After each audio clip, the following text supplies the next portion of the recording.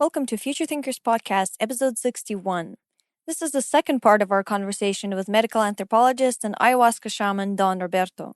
For show notes for this episode, as well as the first half of this conversation, go to futurethinkers.org/60. Enjoy! This episode is brought to you by Qualia, a premium nootropic supplement that helps support mental performance and brain health. It's specifically designed to promote focus, support energy, mental clarity, mood, memory, and creativity. Yuvi and I have both used it in the past. We really like it, and we actually met the founders and interviewed them on Future Thinkers. And you can check out those interviews. They're one of our favorites at futurethinkers.org/Daniel and futurethinkers.org/Jordan. They've got a new formula up called Qualia Mind. It's got more natural ingredients, and you can get it at futurethinkers.org/brainhack, and you can get 10% off if you use the code FUTURE. All right, let's get into the show. Welcome to futurethinkers.org, a podcast about the evolution of technology, society, and consciousness. I'm Mike Gilliland. And I'm Yuvi Ivanova. If you're new to the show and you'd like a list of our top episodes and resources, go to futurethinkers.org/start. And if you like our podcast, leave us a rating and a review on iTunes and elsewhere. It really helps others find the show, and we really appreciate it. So let's continue on that thread, actually, of what it's like to be a Westerner entering into the shamanic tradition and going through the training that you did. I think the key is an open mind. It's just to be able to say, I'm willing to experience what experience, and then make a sense of it thereafter. So gathering data and making hypothesis thereafter, rather than coming in with a straight, this is how it's going to be, and trying to squeeze all the... one of my inspirations was a guy called Lyle Watson. Do you know about this guy? Okay, well, he wrote a book in the 70s called Supernature. And Lyle Watson was a South African, and his grandma used to just drop him off at this hut for the whole summer with enough food and just go amuse yourself. And so, he just spent a lot of time in deep nature. He was a white English South African, but he bonded with the Zulu people of the land. He watched their realities, and he could see things happening that were magical, that had no counterpart in the Anglo-civilized tradition. But, he saw that it was valid, and then he grew up and he became a zoologist. And so he bore these two different traditions and knew that they were both equally valid. And his whole life was about, he became director of the London Zoo, basically, or a part of it. And his whole life was about trying to synthesize his experiences and his knowledge. And the book, Supernature, was a cataloging using authentic research, scientific research, to create a picture. It's like saying, this is what's happening in nature. Isn't it fantastic? Look at the deeper patterns that are emerging, like the quantum entanglement between animals or mothers and sons. And then you read this, and it builds up into an argument of like, oh my goodness, the world is really infinitely much more mysterious than is presented in the ordinary journals. It's the small facts you pick up when you're at school. If you start seeing the deeper patterns, there is magicality to that. And so he was a very big inspiration to me. And the ability to hold two different realities and respect them, because he'd seen them working for themselves in different ways. So I'm a bit like that. Does it work? Faith is not good enough for me. I do want to experience it. When I was doing my fieldwork in Kilimanjaro, my driver would always stop for the nuns. Always. Oh, there's a nun. Let's give her a lift. And then we have to spend 15 minutes while she does the prayer to protect the vehicle. And after a while, I said, no more nuns. We're really done with the nuns here. Because, look, let's face it, Jesus saves, but your eyes are much more important in terms of driving, right? Because, that's physics and, so no more nuns. So it's physics that sustains an airplane, not prayer. I'm quite clear about which domain works. But at certain times, there are certain ways of knowing and being and operating the consciousness that are much more effective than straight-ahead logic and linearity. Does that make sense? Tell us about your training with the ayahuasca shamans. How did that come about? I was really not looking for this path. Yes, there were there were signs. So I finished my degree in Chinese and Spanish and linguistics, and then when I graduated, I thought the world was my oyster, because back in the day, when I studied my degree, there was 8 of us studying Chinese. Like, it was really early days, and, now everybody and their uncle wants to study Chinese, but it was very few of us. So I thought to myself, I can get any job, they're going to be clamoring. But there was a recession. I couldn't even get a job in a shop. It was that bad. And so I had to fall on my own resources. And so with a partner, I created a company called Stress Busters. If you've ever been to an airport and you've seen those foldable chairs that people can sit in, we were the first people to do that in the UK. And so we got a lot of kind of coverage with the media and Sunday Times and BBC TV and all that. And so that kind of developed. Now, what was interesting is that I felt at the time I'd done enough academic work and enough cognitive work, and I wanted to do something with my hands. So that was the natural kind of outlet for that. And while I was learning all that and teaching that, I also was doing a lot of work in terms of body work, learning every weekend, doing training courses, just a hunger to learn, because the more I worked with the body, the more it revealed itself. So eventually, amongst my community of body workers, some people start saying, oh, there's this thing called body harmony. And I said, well, what is it? We can't explain. You just have to experience it. So I kept hearing this thing. And then finally, I was doing a show in Bristol, and there was a practitioner. So I signed up for a session with her. So I'm there, I'm clothed on her table, and she comes, approaches the table, and then she just goes, your body doesn't like metal. And I'm like, what the fuck? She goes, no, your body doesn't like metal. And I'm like, I look at her astonished, because it's absolutely true. I'm like, how do you know? She goes, I know, because in the same time I'm working with you, or my focus is on you, my attention's on you, my focus is on how my body responds to your body. And so as I approach to you, my watch starts to hurt me, which is your body telling me, get the fuck out of here. Don't come near me with that watch, with that metal. And I just went, oh, that's a whole different way of working and a whole different level. And so that was my first introduction to body harmony. So the next year I signed up with the Don McFarlane in Glastonbury to train with him. I did a 10-day training. And so basically what it is there's no protocols. Because normally in body work, like, oh, you've got this problem, boom, we're going to go in and, and work this and then do that. And there's a whole kind of sequence of things you're going to do. You know, we know what to do. The whole idea behind body harmony was every single body wants to tell its stories. But are you able to listen? Are you worthy to hear those deeper stories? Because if you're like a deep tissue worker, you're going to go, blah, and you're going to rush in and do the work, and you're not going to listen. So the whole our training was about learning to listen. So in terms of approaching the body, you know, I can just go into your shoulder, but then I've cut across all these layers. At a deep level, the body goes, you didn't listen to me, fuck you. I'm not going to open up, right? But if you actually start here, there's an energy layer, right, like maybe 4 feet or even 6 feet, and then, you know, I can feel it even withdrawing here. But then if I ask permission to you, your body, and it'll say, okay, and then I've got permission to move forward, and then it'll actually slowly guide me in. It'll pull me in like a flight path. This is the way to approach my body. So by the time, it might take 5 minutes or 10 minutes of constantly asking for permission. And then by the time, you know, you make physical contact with the first layer of skin, there's such a deep connection, such a deep kind of rapport with the body that it's actually going to, it knows that you have respect and you can listen, and it'll pull you in deeper. And so what then happens, it's not really physical, it's about consciousness meeting consciousness. And it's about, if I eventually, let's say I eventually meet your shoulder, my consciousness then has permission to travel within your body.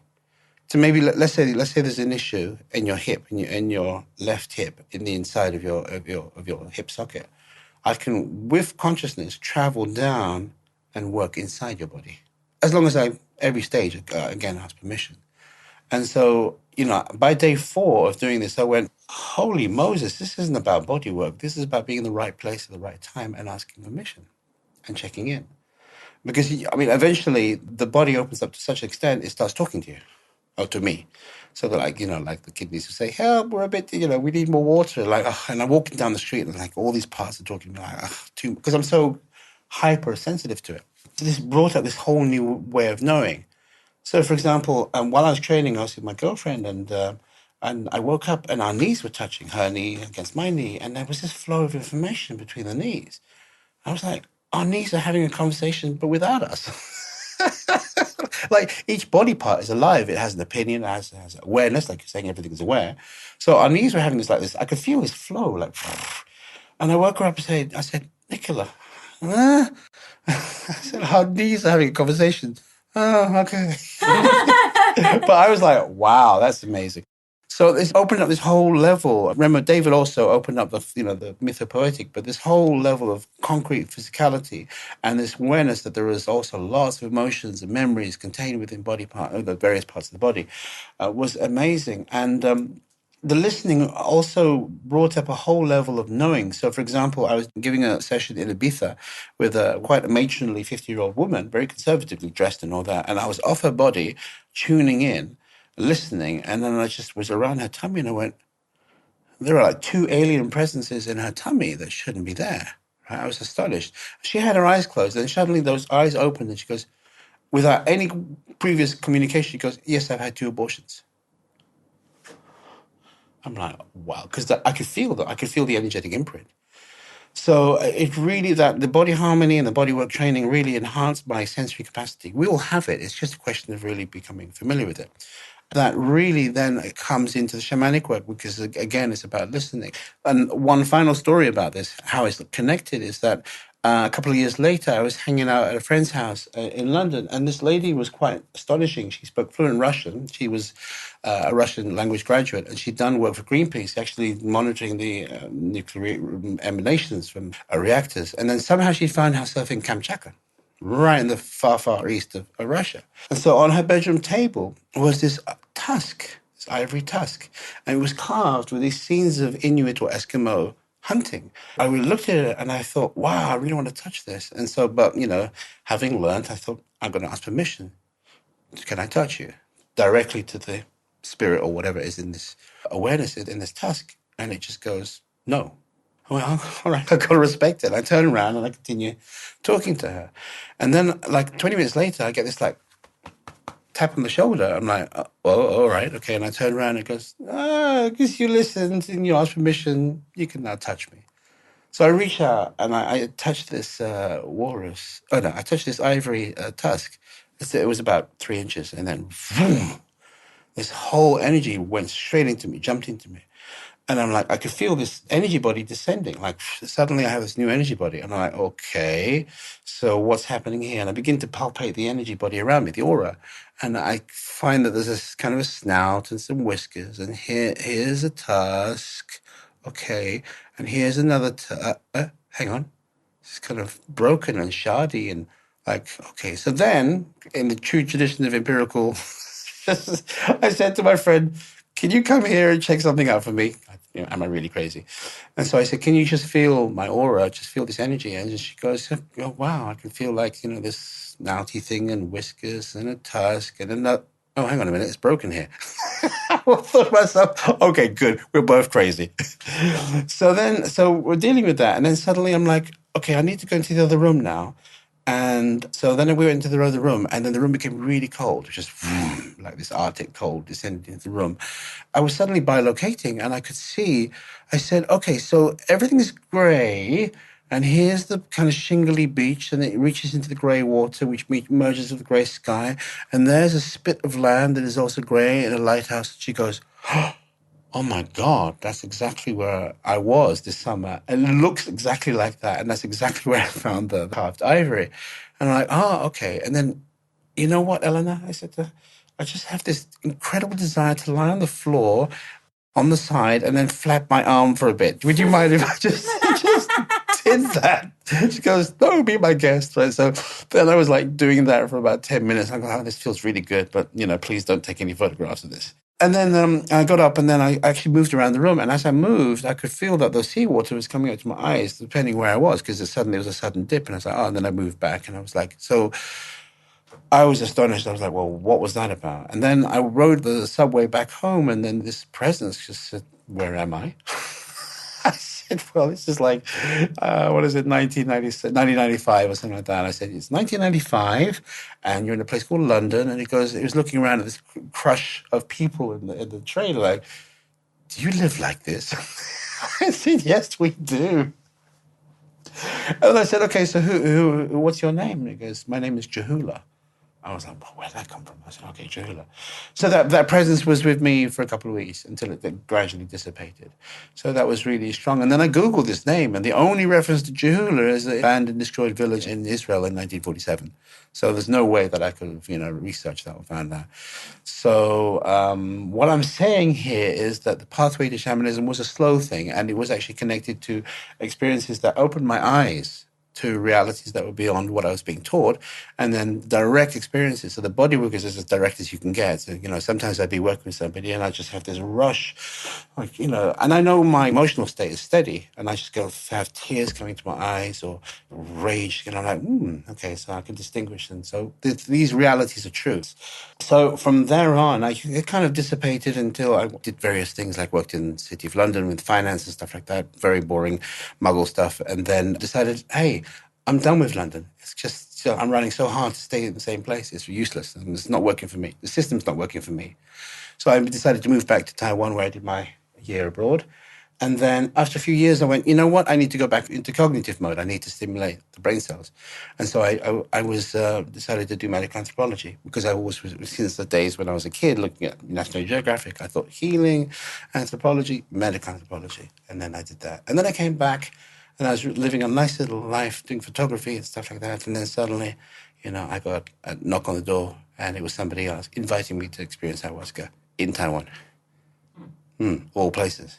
So what was that like for the first time? Well, the thing is, back in the days in 2007, Facebook was rolling out, a social network. If you were interested in line-up dancing with dwarfs, you could find some freak who was also interested in line-up dancing with dwarfs. Interest-specific in your cities.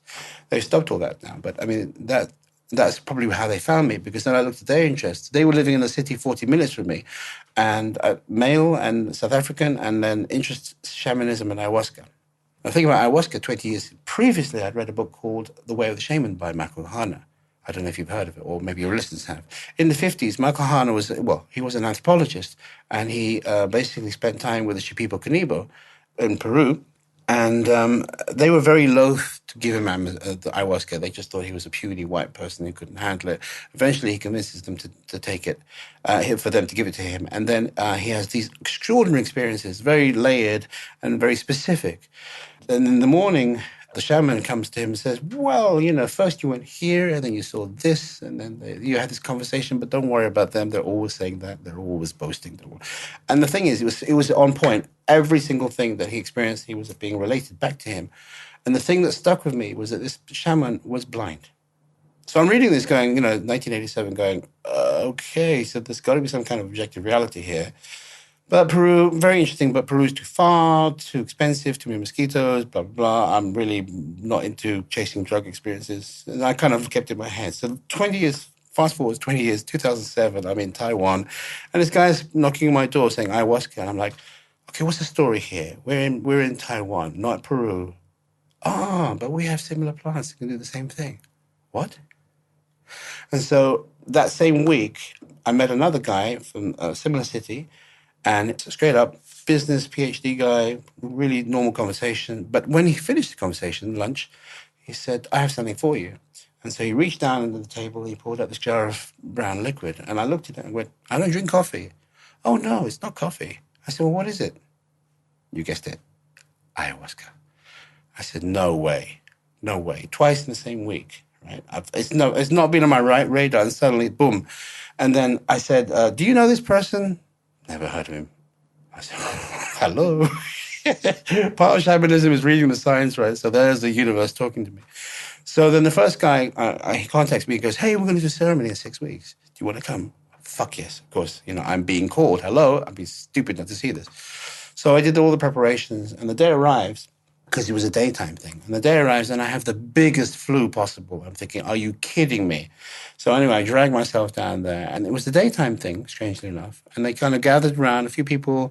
They warmed the medicine up and said, well, thank you very much indeed. And then we drank it, and then sat there, like in the kitchen. And then, 30 minutes later, my stomach is really saying, this is, what were you thinking? I rush out into the garden, and I purge in the flower bed. And then I turn around, and I look at this guy, and he's smiling at me. He's smiling at me, but his head's on fire. Right, like in the visions, his head is completely on fire, and he has this like Tibetan demon look. I'm like, shit, this is really strong. It's never happened. I've done LSD and magic mushrooms, but I've never had a daylight vision like that. I'm like looking at him going, okay. And then the energy hit me, and it's actually quite different to how you guys experienced it or how I've experienced it since. It was really like I couldn't stand. I was just convulsing and like this. I was like, okay. And luckily, they put tents in the garden, so I could disgrace myself, quietly in a tent. So I opened the tent flap, plunked myself down, took my glasses off, closed my eyes, and then the vision started. It wasn't just visions, because normally the visions are in front of you. This was IMAX right behind my head. I was looking behind my head, going, "Are you kidding me?" Surround visions, and they were changing geometric figures and stuff like that. And then they died away, and I was left in silence. And still convulsing like this, but I just thought, this is okay. This is what's going to be. And then I felt that presence, that intelligence that was just of a magnitude that I couldn't even fathom. That's when I had that realization. I just went, hang on a minute. And then it scanned me like a little laser up and down, like, who are you, carbon unit? Okay. And I was like, oh, it's just me. And then I had that realization. I went, oh my God, I didn't just drink a liquid. I didn't drink a chemical or a drug. I actually took in a living presence. Whether it's a spirit or not, it doesn't matter, a living presence, because I could feel it resident in my body. And then it said, let me show you what happens when you die, after you die. And I'm like, okay. And then, boom, my consciousness was then free of form. And a consciousness free of form is infinite. And then my consciousness was as wide as the widest sky. So the first thing I said to myself was like, oh, this is really serious. Second thing, the Tibetans really know what they're talking about. And third thing is like, I think I've found what I've been looking for all my life. This is the apogee of my searching, and that brought me to this moment. Because at that point in time when I was like, what am I doing? I have a master's. I'm teaching kids who don't really care, and why am I here? And I had to be here to be in the right place at the right time. And so presence, spirit, the medicine, whatever it is, actually took me on a guided tour of the entire universe. And then I came out of that experience going, I think I found what I'm looking for, and that's where we have to start. What I thought I knew, let's just throw that away, because compared to what I've just experienced, yeah, we don't know anything. So that's how I started. And everything else was progressive and organic.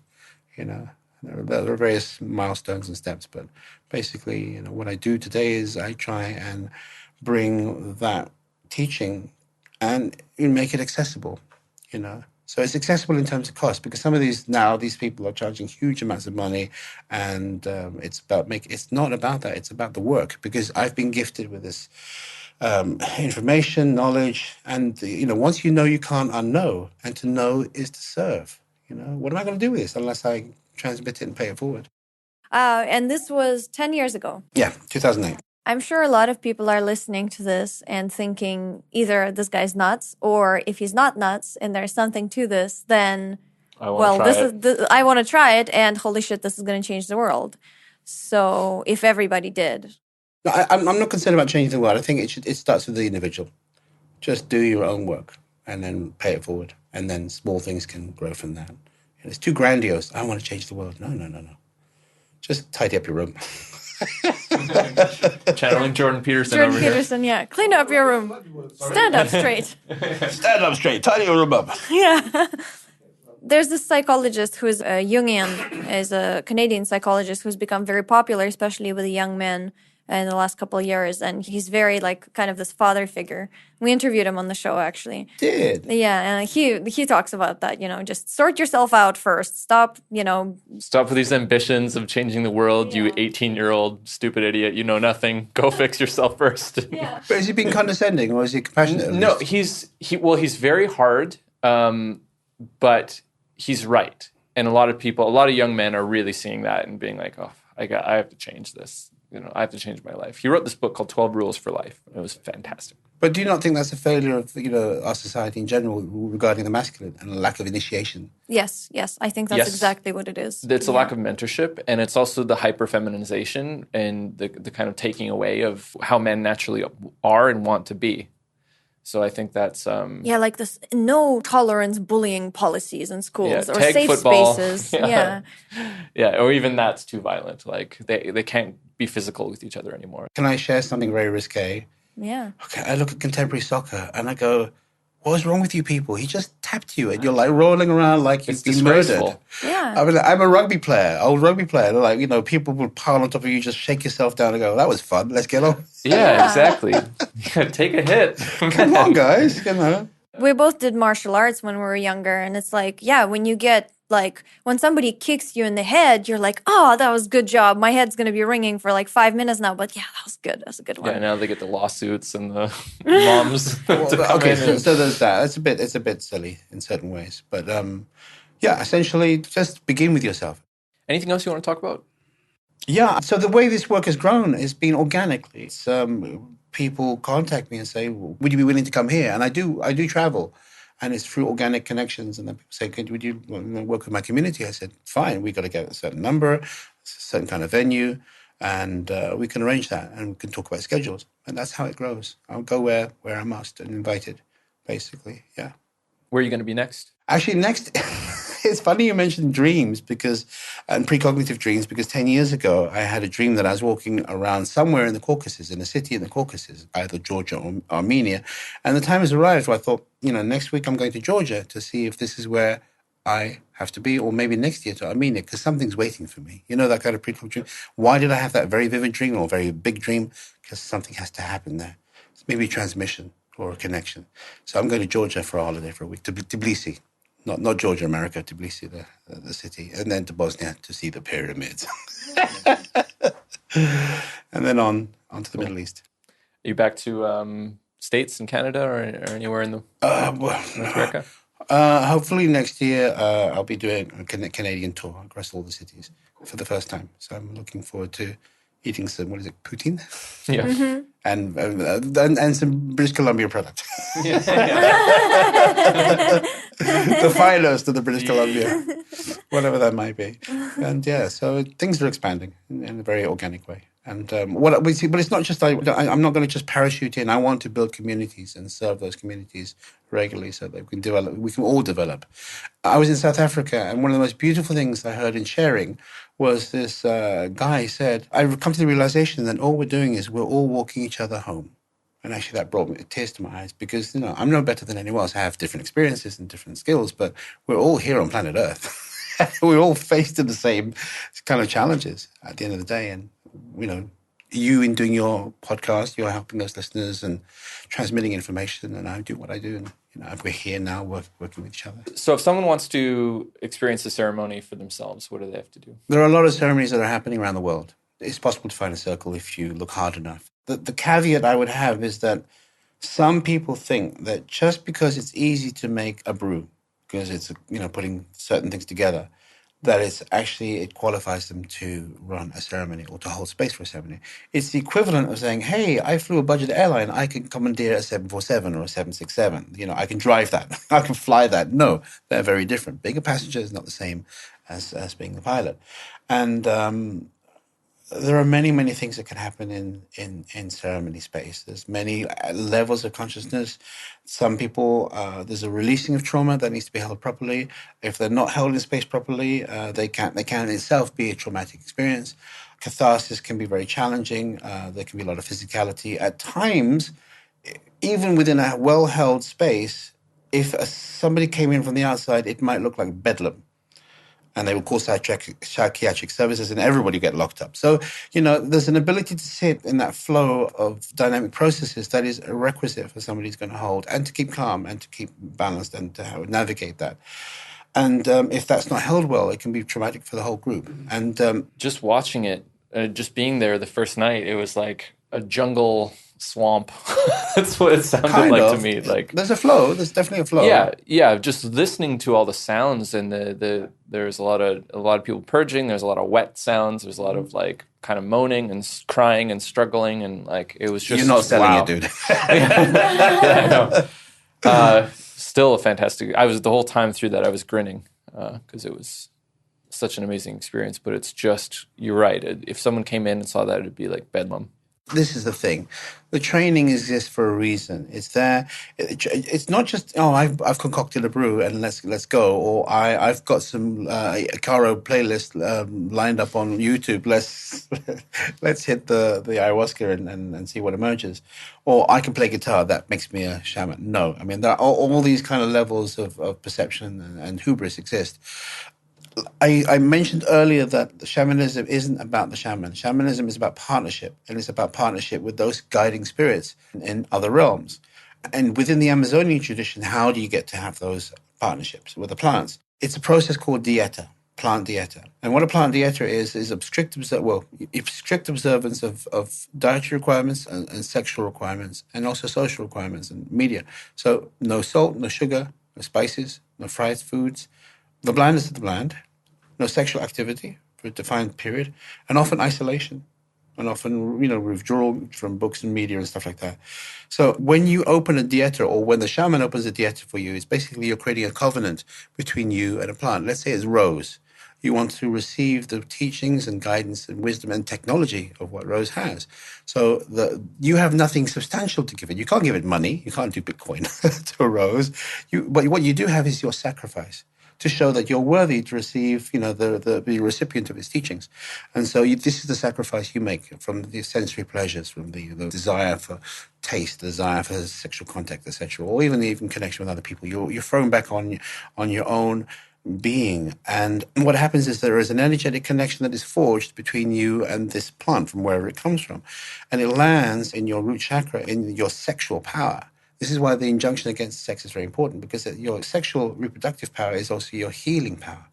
And that's where it roots itself. And then it starts to grow as a plant would grow energetically within your body. So we're creating this kind of symbiosis, this hybrid human plant, relationship.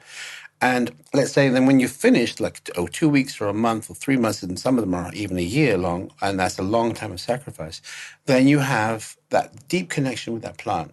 So that when this person is in ceremony and they sing, they don't just sing by themselves, they sing accompanied by the vibration of that plant, the rose vibration. And that vibration is actually the medicine. The highest frequency of that plant isn't resident in the leaves or the roots.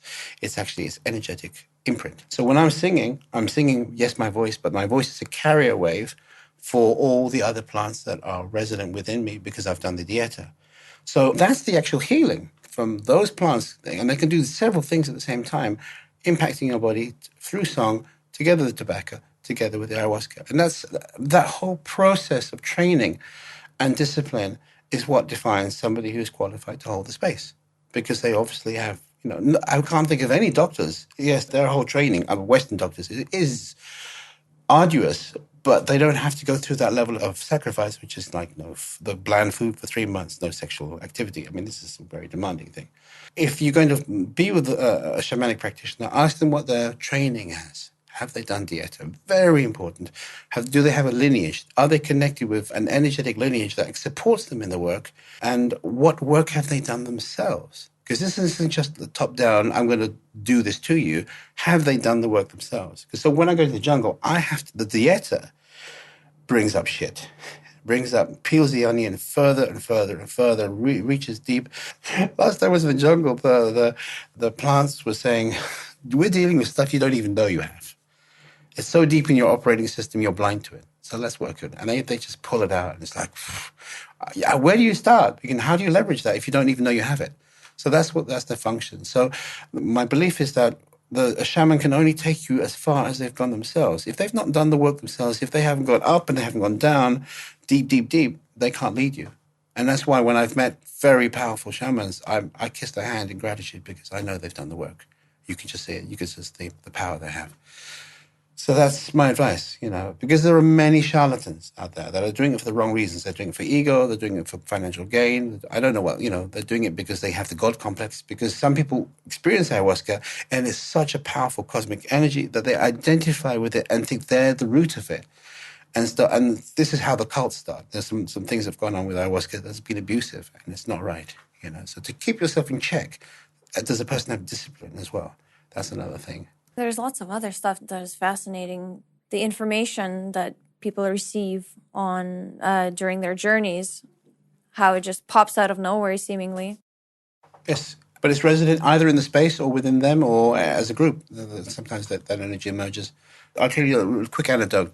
I'm in the jungle and suddenly this window appears and I'm actually looking at an alien civilization.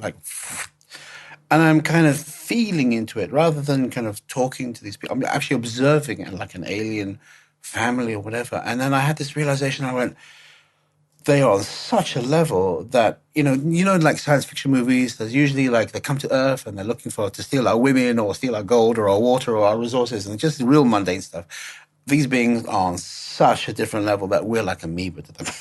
It's like, that really struck me. I was like, oh my God, we think we're really it. But, there are civilizations out there that are just infinitely more complicated and advanced. A parting thing I'd like to share with you. Sometimes we get these messages. So how do we know it's me? How do you know it's not you generating it? Like you get this insight, you go, well, how do I know this is my brain working or my imagination?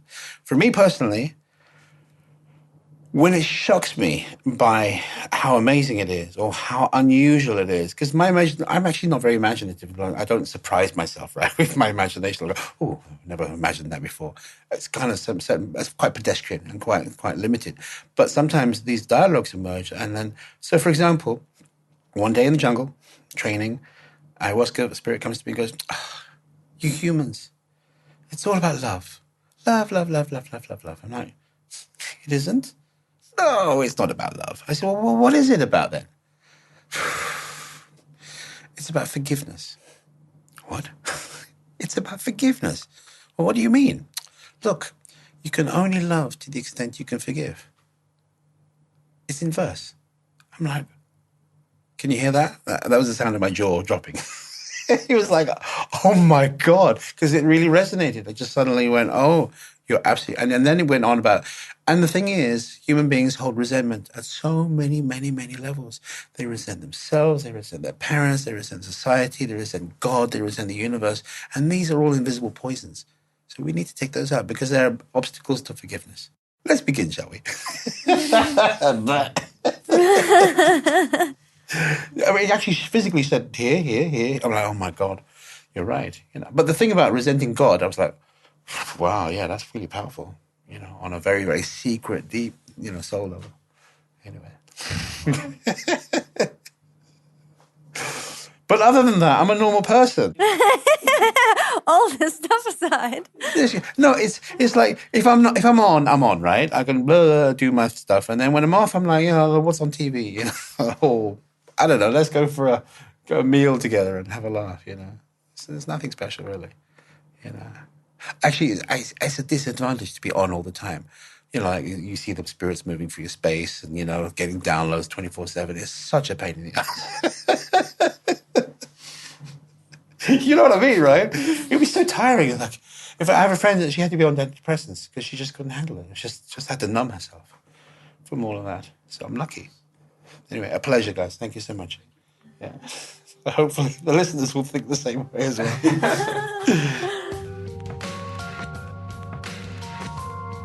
All right, that's it for the second part of our interview with Don Roberto.